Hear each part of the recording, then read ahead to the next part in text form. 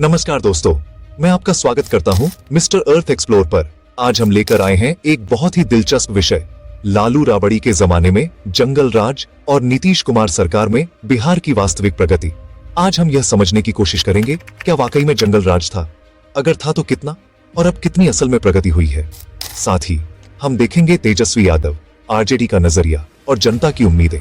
तो वीडियो को शुरू करते हैं, लेकिन सबसे पहले अगर आप हमारे चैनल पर नए हैं तो सब्सक्राइब कर लें, बेल आइकन दबाएं ताकि आपके लिए हर नया वीडियो समय रहते पहुंच जाए। दोस्तों, बिहार की तस्वीर हमेशा से ही आसान नहीं रही है।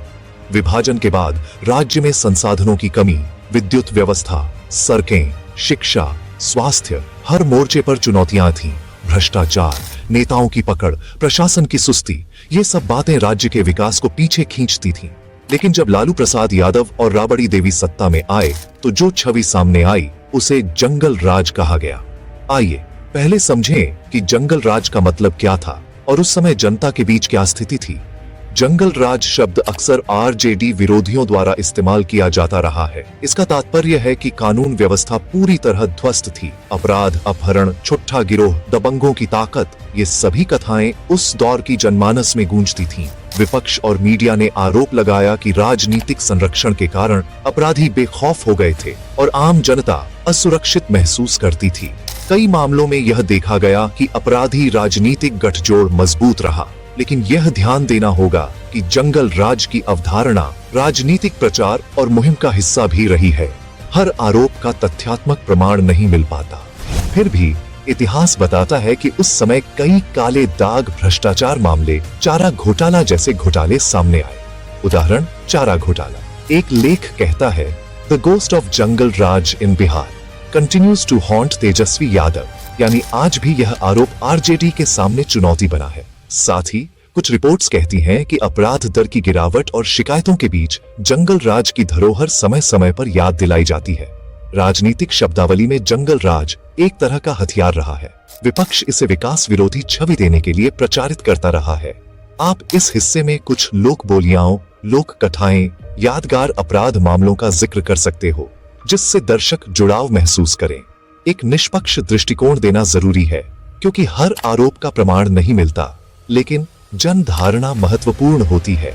जिस तरह हर शासन पूर्ण रूप से खराब नहीं होता, उसी तरह लालू राबड़ी के शासन में भी कुछ रणनीतियां थीं, जैसे कि सामाजिक समावेशन, पिछड़ा वर्ग को आगे लाना, जातीय राजनीति में बदलाव। उन्होंने अल्पसंख्यक एवं पिछड़े समाज को आवाज दी और राजनीतिक सत्ता में उनमें हिस्सेदारी बढ़ाई। यह एक सशक्त जातीय राजनीति की शुरुआत थी, लेकिन कई आलोचनाएं यह रही थीं। राजस्व और खनन, संसाधन प्रबंधन में भ्रष्टाचार, शिक्षा और स्वास्थ्य व्यवस्थाओं की उपेक्षा, न्याय व्यवस्था पर दबाव और मुकदमों की सुस्त कार्रवाई, अपराधियों को राजनीतिक संरक्षण देना। भ्रष्टाचार और घोटाले। चारा घोटाला सबसे चर्चित मामले है। चारा घोटाला मामला तो इतना बड़ा हो गया कि इसे राजकीय निंदा का विषय माना जाता है।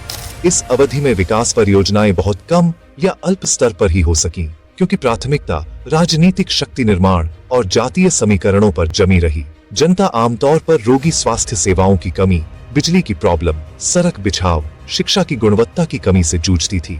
जंगल राज जैसे आरोपों से इस शासन की छवि और भरोसा जनता में गिरता गया। 2005 में जब महागठबंधन सरकार गिर पड़ी, तब नीतीश कुमार ने जनता दल, यूनाइटेड और सहयोगियों के साथ सरकार बनाई। उन्होंने अपनी छवि सुशासन बाबू बनाने की कोशिश की।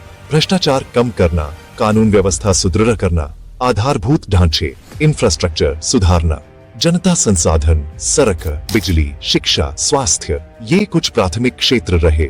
उन्होंने जीविका, बिहार रूरल लाइवलीहुड प्रोजेक्ट जैसी योजनाएं शुरू की, जिसमें ग्रामीण महिलाओं को समूह बनाकर स्वरोजगार देना, बैंक लिंक करना शामिल है।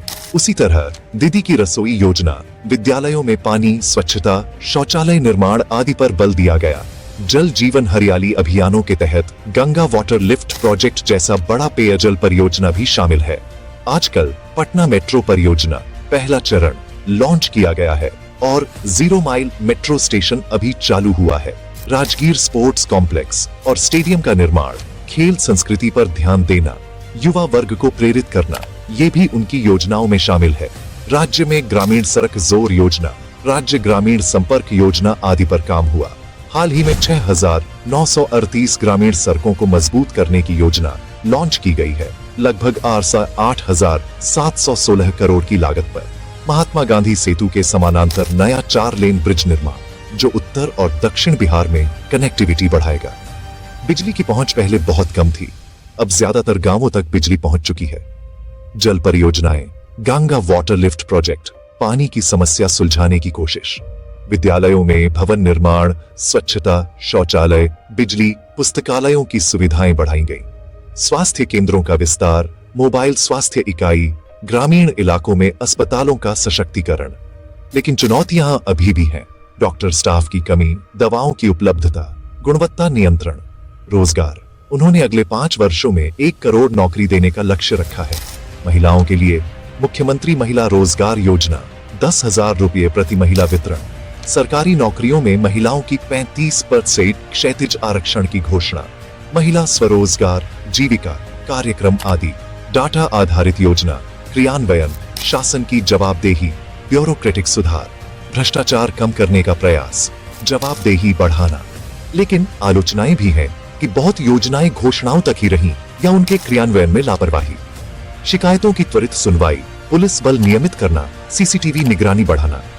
लेकिन कुछ रिपोर्ट्स कहती हैं कि अपराध घटने की बजाय कुछ स्थानों पर जंगल राज की यादें फिर उभर रही हैं।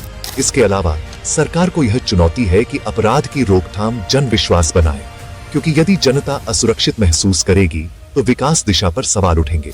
तेजस्वी यादव आरजेडी जंगल राज को अहम मुद्दा बनाते हैं। वे कहते हैं कि नीतीश सरकार ने बहुत वायदे किए, लेकिन वादे पूरे नहीं हुए। कुछ मीडिया विश्लेषणों में कहा गया है कि the ghost of jungle raj continues to haunt Tejashwi Yadav, यानी यह आरोप विपक्ष के लिए चैलेंज भी है। विपक्ष कहता है कि विकास का असली लाभ गांवों तक नहीं पहुंचा, बेरोजगारी बनी, युवाओं का पलायन जारी है। जनता अपेक्षा करती है बेहतर शिक्षा, बेहतर अस्पताल, नौकरी अवसर, कानून व्यवस्था की सुरक्षा, भ्रष्टाचार कम होना। युवा वर्ग चाहता है रोजगार, कौशल प्रशिक्षण, निवेश, डिजिटल अवसर। विपक्ष इन बिंदुओं को मुद्दा बनाता है और जनता इन्हें सुनना चाहती है, क्योंकि ये रोजमर्रा की जरूरत है। यदि हम जंगल राज की धारणा को देखें तो यह एक राजनीतिक दृष्टिकोण है। जनता की धारणा, अपराध दर, मीडिया रिपोर्ट्स, ये सभी हमारे दृष्टिकोण को प्रभावित करती हैं। यदि हम विकास के पैमाने देखें, सड़कें, बिजली, पानी, शिक्षा, स्वास्थ्य, रोजगार, उन क्षेत्रों में नीतीश सरकार ने कुछ ठोस काम किया है। फिर भी चुनौतियां कम नहीं है। योजनाओं की असमयता, गुणवत्ता, भ्रष्टाचार, अनुपालन की कमी। कितनी प्रगति हुई? इसका उत्तर हर जिले, हर गांव अलग हो सकता है। कुछ गांवों में विकास बहुत तेज हुआ है, पर कुछ इलाके अभी भी पिछड़े हैं। जनता द्वारा भरोसा, आशा और निराशा के मिश्रण से ही यह मुकाबला तय होगा। इस मुकाबले में वाकई में सुधारों का असर, लाभार्थियों की संख्या, लॉ एंड ऑर्डर की स्थिति, नवीन कार्यों की स्थिरता, ये सब महत्वपूर्ण बिंदु हैं। दोस्तों, आज हमने देखा कि लालू के जमाने में जंगल राज जैसी अवधारणा क्यों उभरी, किस तरह के आरोप रहे, और फिर नीतीश कुमार ने किस तरह विकास और सुशासन की राह को चुना। यह जरूरी है कि हम यह समझें कि राजनीति सिर्फ आरोपों का युद्ध नहीं है, बल्कि वास्तविक जनता की जिंदगी में बदलाव लाना है। अगर आप मुझे पूछें तो मैं कहूंगा कि प्रगति हुई है, लेकिन यह अपर्याप्त है। अभी बहुत दूर जाना है। सबसे बड़ा कार्य यह है कि यह प्रगति गरीब, मध्यम वर्ग, हर गांव और हर नागरिक की रोजमर्रा की जिंदगी में पहुंचे। आप क्या सोचते हैं? क्या नीतीश सरकार ने वाकई जंगल राज की छाया से बिहार को बाहर निकाला है, या अभी बहुत कुछ करना बाकी है? नीचे कमेंट में अपनी राय दें। अगर आपको वीडियो पसंद आया हो तो लाइक करें, शेयर करें, और अगर आपने अभी तक सब्सक्राइब नहीं किया है तो कर लीजिए। अगले वीडियो में हम ले सकते हैं बिहार के हर जिले में विकास की स्थिति, या तेजस्वी यादव की योजनाएं और उनकी संभावना। तो जुड़े रहिए मिस्टर अर्थ एक्सप्लोर के साथ। धन्यवाद। जय बिहार, जय हिंद।